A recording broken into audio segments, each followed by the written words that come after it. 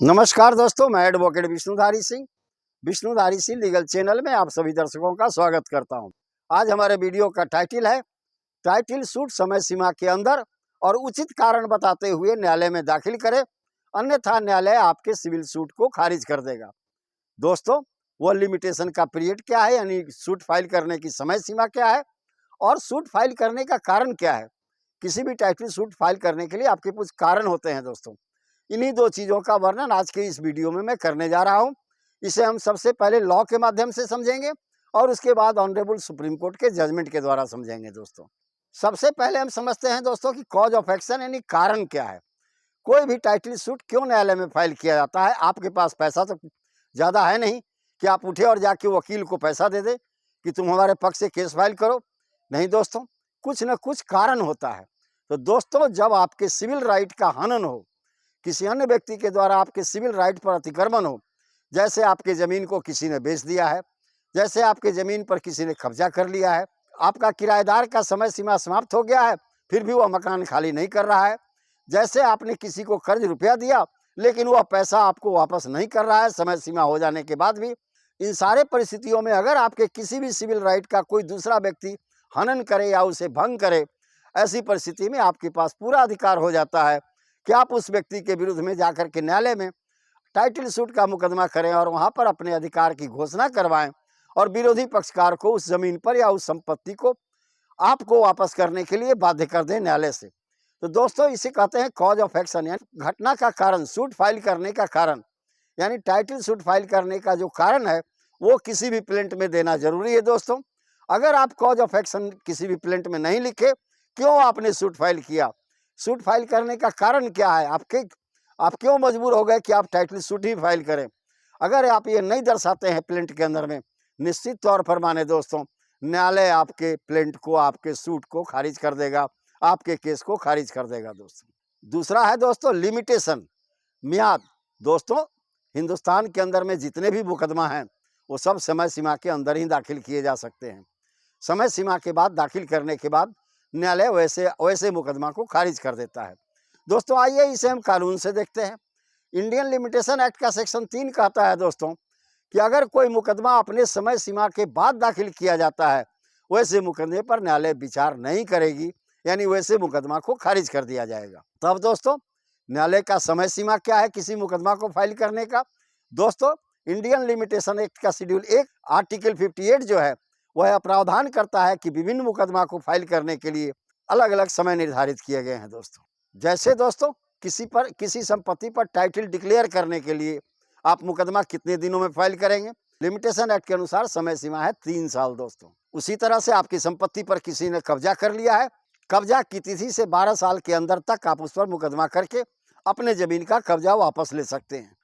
तीसरा है दोस्तों, कोई रजिस्टर्ड डीड, आपका संपत्ति कोई बेच दिया, आपका जमीन कोई बेच दिया, तो जिस दिन से आपको जानकारी हो जाए या जिस दिन रजिस्ट्री हुआ, ठीक उससे 3 साल के अंदर आप उस रजिस्टर्ड सेल डीड को कैंसिल कराने का अधिकार रखते हैं।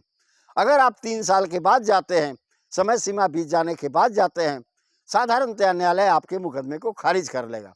अन्यथा दोस्तों, आपको यह कारण बताना होगा ऑर्डर 7 रूल 6 के अनुसार, CPC के अनुसार, कि आप क्यों समय सीमा के अंदर मुकदमा दाखिल नहीं कर सके। जैसे इंडियन लिमिटेशन एक्ट का सेक्शन 17 भी कहता है दोस्तों कि अगर आप समय सीमा के अंदर मुकदमा दाखिल नहीं किए तो उसका आप कारण बताएं। अगर उचित कारण बता दिए तो हो सकता है न्यायालय आपके डिले को, आपके विलंब को, आपकी देरी को कंडोन कर दे, क्षमा कर दे।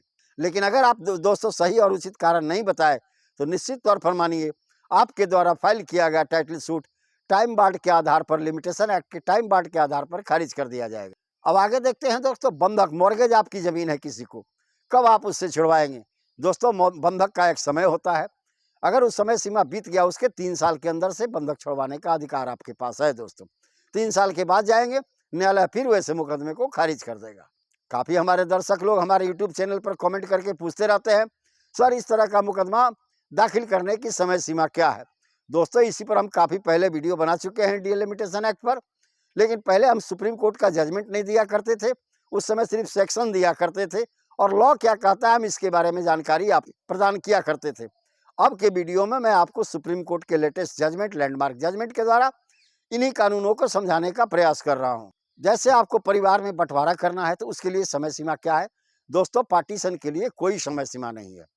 आप आज ही बंटवारा कर सकते हैं, 50 साल बाद ही बंटवारा कर सकते हैं। बंटवारा के लिए इंडियन लिमिटेशन एक्ट में कोई समय सीमा निर्धारित नहीं की गई है। लेकिन दोस्तों, अगर परिवार में कोई संपत्ति परिवार का अन्य सदस्य कोई बेच दिया, उस संपत्ति के सेल डीड को कैंसिल करवाना है तो बंटवारा के आधार पर आप 12 साल तक के बीच में ही उसके सेल डीड को कैंसिल करा सकते हैं और पोजीशन रिकवर कर सकते हैं, अन्यथा नहीं दोस्तों। अब आइए दोस्तों, अब तक तो कानून के ऊपर समझ रहे थे कि लिमिटेशन क्या है, कॉज ऑफ एक्शन क्या है, यानी मुकदमा दाखिल करने का कारण क्या है और मुकदमा दाखिल करने की समय सीमा क्या है। अब आइए इसे हम ऑनरेबल सुप्रीम कोर्ट के जजमेंट से समझते हैं। दोस्तों, सुप्रीम कोर्ट के केस का टाइटल है दही बहन बनाम अरविंद भाई कल्याण जी भानुशाली। इसका सिविल अपील नंबर है दोस्तों 9519 यानी 9519 ऑफ 2019। 9 जुलाई 2020 को इस केस का फैसला ऑनरेबल सुप्रीम कोर्ट में हुआ दोस्तों।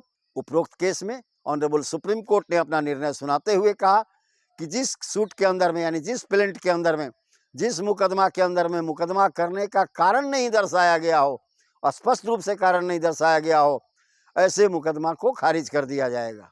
इसके लिए प्रतिवादी ऑर्डर 7 रूल 11 का एक पिटीशन न्यायालय में देंगे कि यह मुकदमा जो है कॉज ऑफ एक्शन से बाधित है, यानी स्पष्ट रूप से कॉज ऑफ एक्शन यानी इस सूट के फाइल करने का कारण क्या है नहीं दिया गया है, इस मुकदमा को खारिज कर दिया जाए। न्यायालय अगर देख लिया कि आपका वास्तव में सही में cause of action he suit file करने का मुकदमा फाइल करने का कारण नहीं है, ऐसी परिस्थिति में आपके मुकदमा को खारिज न्यायालय कर देगा दोस्तों। अगला केस है दोस्तों, यह भी सुप्रीम कोर्ट का है। इस केस का टाइटल है दोस्तों एस शिवराज रेड्डी बनाम एस रघुराज रेड्डी।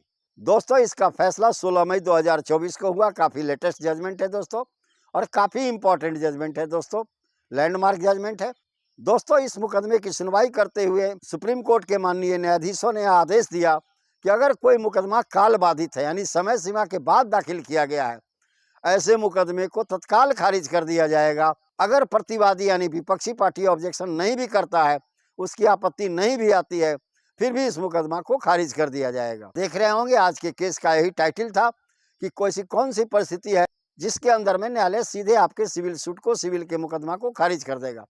उसे मैंने बताया दोस्तों कि पहला था कॉज ऑफ एक्शन, दूसरा है लिमिटेशन। दोस्तों, और भी है जिस पर हम अन्य वीडियो बनाएंगे, आपके सामने प्रस्तुत करते रहेंगे। हम जो है ऑर्डर 7 रूल 11 जहां मुकदमा खारिज किया जाता है, किन किन परिस्थितियों में खारिज किया जाता है, इसके बारे में डिटेल से वर्णन आगे करते रहेंगे। कानून भी बताएंगे दोस्तों, सुप्रीम कोर्ट का जजमेंट भी बताएंगे। तो धन्यवाद दोस्तों, यहीं पर हमारा वीडियो संपन्न हुआ। अगर आपको मेरा यह वीडियो पसंद आया तो आप इसे लाइक करें, सब्सक्राइब करें, अपने साथियों को शेयर करें। धन्यवाद। अब विशेष अगले वीडियो में।